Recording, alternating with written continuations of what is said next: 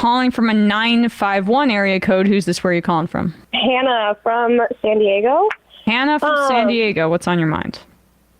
Yeah, I called in like a couple years ago, seems so long ago, about like my small town that I was living in when I was a kid, and like about vaccines and stuff. When we were just kind of getting the COVID vaccine with like the HPV vaccine and stuff. And I just had like a little anecdote I wanted to hear your guys' like thoughts on. So in that small town, I was like the only Jewish kid, only Jewish family. I dealt with a lot of like pretty crazy anti-Semitism when I was in like middle school and high school. Right. Ended up moving out like my junior year of high school, and after that, like I didn't really experience any anti-Semitism in college and stuff. I don't even know what you would call what I experienced in college though, but it was like I took Hebrew for my language in college because it was like, I already know it, I'll get an easy A, like not a big deal. And in that class, there was this one day we were talking about, like, my professor had been in, like, the war in, like, the 70s or whatever.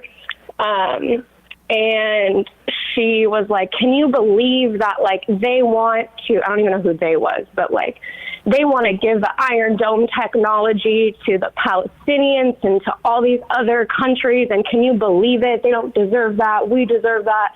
And I was like, barely just started college. And right. I was just like, I didn't really understand anything, like, when it came to that.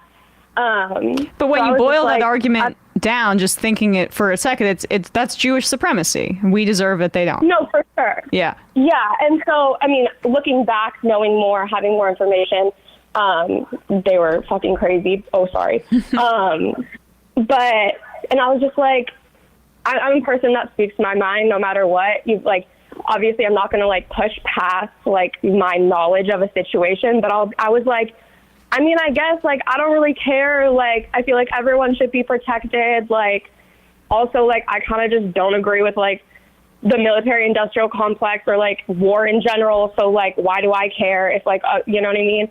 I was also just, like, a really dumb, like, college kid. And these, like, obviously, like, everybody in that class is Jewish. And, like, I left that class that day in tears, telling me that, like, I was a self-hating Jew, Jeez. that, like, I like a terrorist sympathizer and all this stuff. That is the only kind of, like, attack that I've gotten when it came to, like, being Jewish or Israel, like, since, like, middle school, when, like, dumb kids were, like, drawing swastikas on my house. Mm-hmm.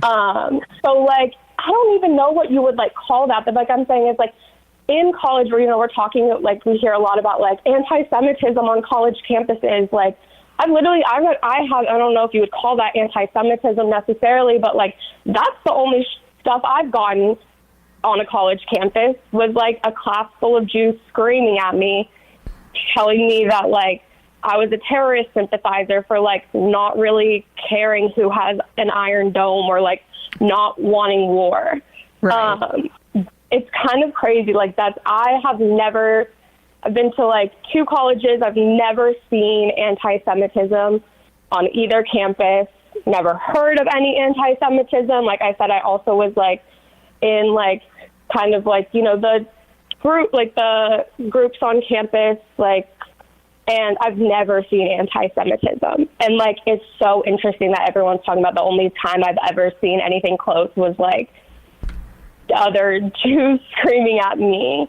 I don't even know what you guys would call that, or, like, but it's just super interesting. I remembered that, like, a few weeks ago and just wanted to see what you guys had to say. Yeah, I mean, I think part of it might depend on where you are too. I mean, I've heard of Jewish people experiencing abuse post October 7th that weren't supporters of Israel, just because, you know, they were, visibly Jewish.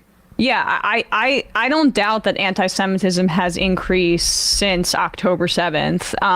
For sure. I think, and I know you're not denying that either, I think that the definition of anti-Semitism by like the New York It is officially Times. being fucked with by Zionists. Yes. Like just objectively so. There's a huge disconnect, honestly, with what I think young Jews are experiencing on campus and what the mainstream press is defining as anti-Semitism, even when there are young Jews participating in anti-Zionist protests.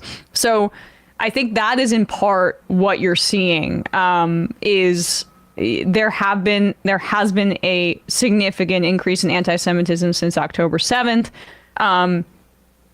But as it relates to college campuses, the national narrative is, I think, quite disconnected from Jewish students on campus, many of them at least, versus what is being defined nationally as anti-Semitism. Does that make sense to you? Yeah, no, I totally agree. And I think that it's really important to make that distinction. And then I know that y'all know this, but it's like and you know, like you said, since October 7th, like anti-Semitism is a real thing. It's a very dangerous thing. It is happening. And then to make that distinction is so important because I feel like the message or like the significance kind of gets lost or is getting lost right now when we're kind of, you know, like you said, the media narrative is kind of what's being pushed, not like what's actually happening. Hannah, appreciate the call. Thanks so much. Thank you. All right, let's do another clip. What would you want to say something? Just say like it'd be nice, like with the Iron Dome. It's like, you know, you want Iron Dome to stay stocked. We have leverage. Yeah. And if you want to continue massacring Gazans, then you are putting your population at risk. Good luck with Iron Dome. You better hope it, you know, you can figure out how to restock it. But like, I mean, these sorts of things should absolutely be on the table. And it's very racist idea, a racist sort of premise or implicit sort of understanding that would be aghast at the idea that we would withhold Israel a defensive so-called technology like Iron Dome to try to stop them from killing and just, I mean, you know, doing what we all see them doing.